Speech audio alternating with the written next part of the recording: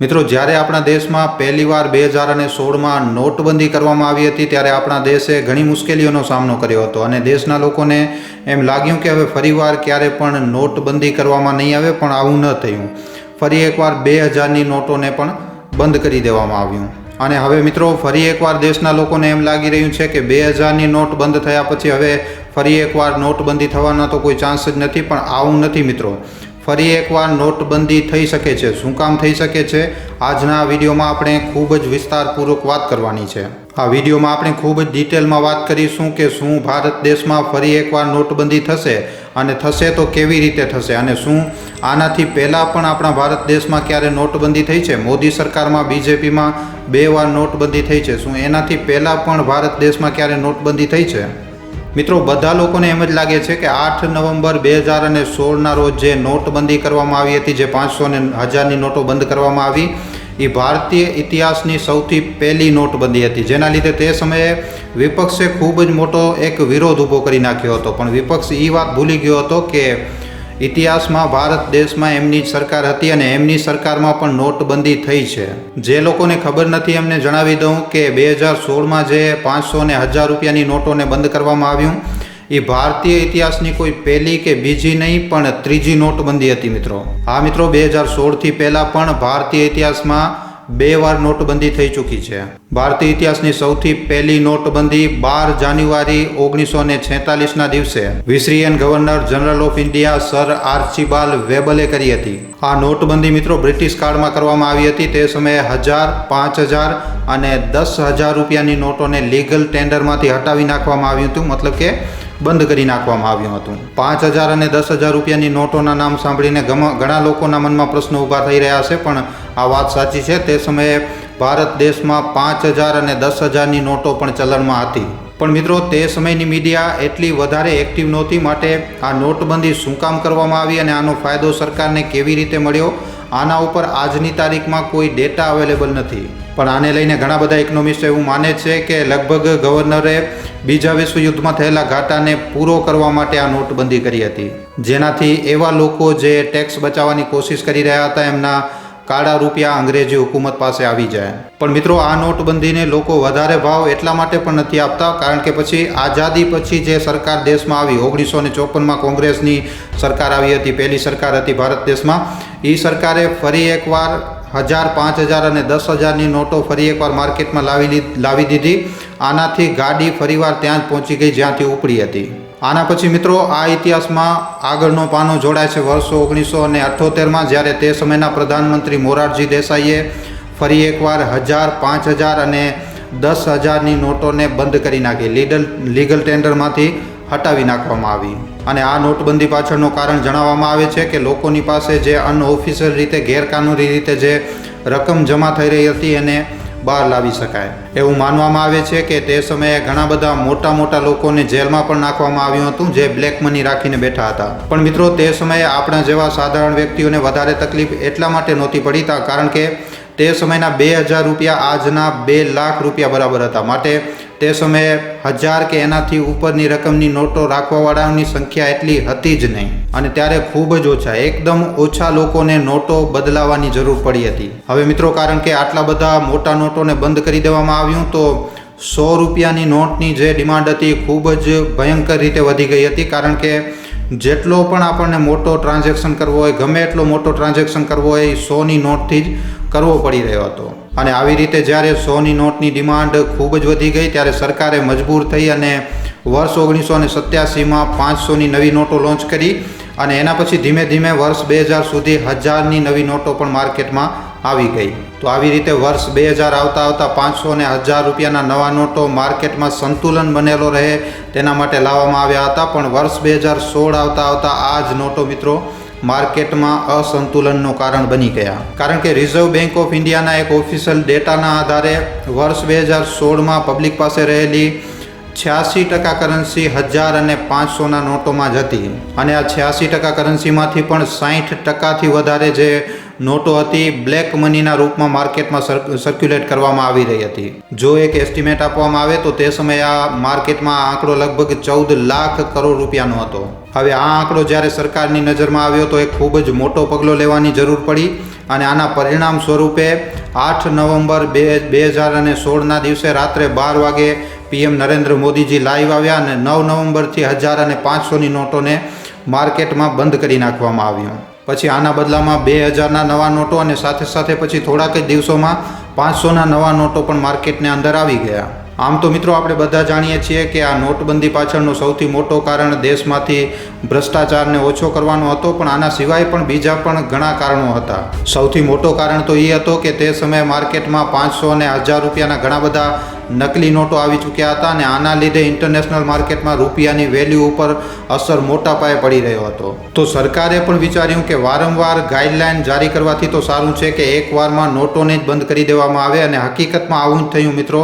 2016ની નોટબંધી પછી માર્કેટમાંથી નકલી નોટોનું પ્રમાણ પૂરી રીતે ખતમ થઈ ગયો, કારણ કે હવે 500 અને 1000ની નોટો લીગલ ટેન્ડરમાં રહી જ નહીં, તો પછી નકલી નોટોનો વેલ્યુ જ કંઈ વધતો નથી. બીજો એક સૌથી મોટો કારણ હતો મિત્રો કે લગાતાર એવી ખબરો વાયરલ થઈ રહી હતી કે ભારતીય રૂપિયાથી આતંકવાદીઓને ફંડિંગ કરવામાં આવે છે, પણ જ્યારે હવે આ ભારતીય રૂપિયો રહ્યો જ નહીં તો પછી ફંડિંગ માટે વાપરવામાં આવતા પૈસા પણ એકદમ બેકાર થઈ ગયા. ત્રીજો જે સૌથી મોટો કારણ જણાવવામાં આવે છે એ છે ભારતીય ઇકોનોમીને કેશલેસ બનાવવાનો, જેનાથી ટેક્સ ઇવિઝન અને બ્લેક મની ઉપર લગામ લાગી શકે.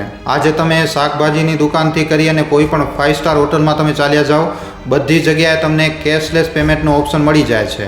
અને કેશલેસ પેમેન્ટ કેવી રીતે કરવામાં આવે છે? બેંકના થ્રુ, પછી ડેબિટ કાર્ડ, ક્રેડિટ કાર્ડ કે કોઈ પણ યુપીઆઈ એપથી પણ થઈ શકે છે, જેમ કે ગૂગલ પે, ફોન પે વગેરે.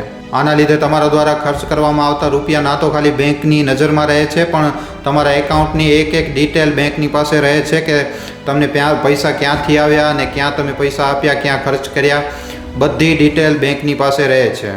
નો ડાઉટ મિત્રો, નોટબંધી પછી ભારતીય સરકાર પાસે 2 લાખ કરોડની બ્લેક મની આવી હતી અને આના લીધે ભારતીય અર્થવ્યવસ્થાને મોટા પાયે મદદ પણ મળી છે. પણ મિત્રો હવે આની સાથે આજનો જે ડેટા છે એ કંઈક અલગ જ કહાની જણાવી રહ્યો છે.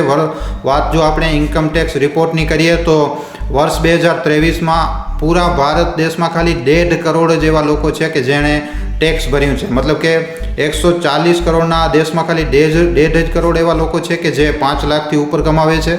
પણ મિત્રો આ ડેટાને ચેલેન્જ કરે છે એરલાઇન દ્વારા સબમિટ કરવામાં આવેલી એક રિપોર્ટ, જેમના અનુસાર વર્ષ 2023માં 3 કરોડ જેટલા ભારતીય લોકોએ ઇન્ટરનેશનલ ફ્લાઇટમાં સફર કર્યું છે. હવે મિત્રો અહીંયા તમે ભલે નાનીમાં નાની ફ્લાઇટ શું કામ નથી લેતા, તમારો 15,000 થી 20,000નો ખર્ચો તો થશે જ થશે. ઉપરથી વિદેશમાં જઈને રહેવાનો, ખાવાનો, પીવાનો, ફરવાનો, આ બધો ખર્ચો અલગ.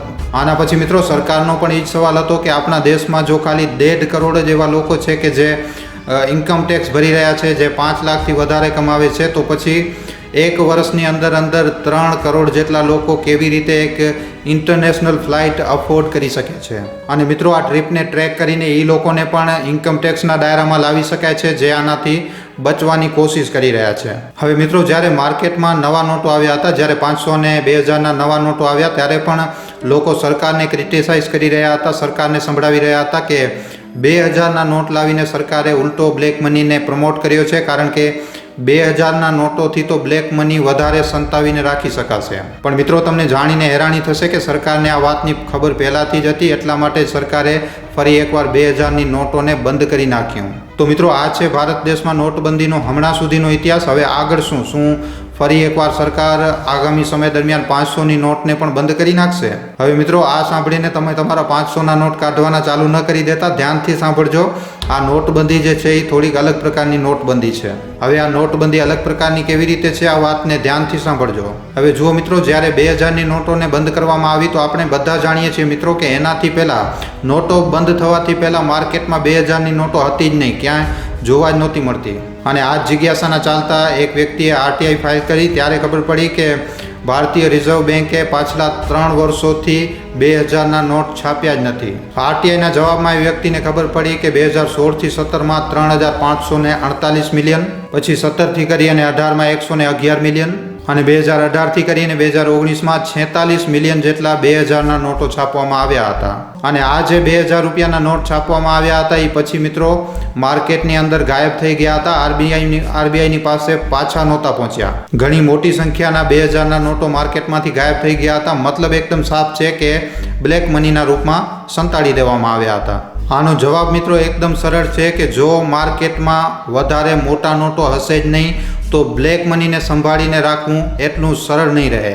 તો આવી રીતે પહેલી નોટબંધી થઈ, બીજી થઈ, ત્રીજી થઈ ને પછી ચોથી નોટબંધી 2000ની નોટની રૂપમાં થઈ. તો આવી રીતે મિત્રો જેવી રીતે મોટી નોટો પછી ધીરે ધીરે બ્લેક મનીના રૂપમાં જમા થતી જાય છે તો પછી નોટબંધી જેવો પગલો સરકારને ઉપાડવો પડે છે. હવે આજની તારીખમાં આપણે જોઈએ તો આપણી પાસે મોટી નોટોમાં મિત્રો ખાલી 500ની નોટ છે. 500થી વધારે નોટ આજની તારીખમાં કોઈ માર્કેટમાં અવેલેબલ નથી. અને 2000ની નોટ પછી હવે જો માર્કેટમાં 500ની નોટને પણ બંધ કરી દેવામાં આવે તો ફરી એકવાર એવું થાય કે 200ની નોટો અને 100ની નોટોની ડિમાન્ડ વધારે થઈ જશે. અને આ ડિમાન્ડ વધી જવાના લીધે ફરી એકવાર પછી નવી નોટો લાવવી પડી શકે છે. પણ મિત્રો આમ છતાં પણ 500ની નોટો બંધ થઈ શકે છે, કારણ કે જે સરકારના જે પ્રયાસ છે ભવિષ્યના, એમાં આપણે ચોક્કસ રીતે જોઈ શકીએ છીએ કે સરકારનો પ્લાન ભવિષ્યમાં ભારતીય ઇકોનોમીને કેશલેસ બનાવવાનો છે.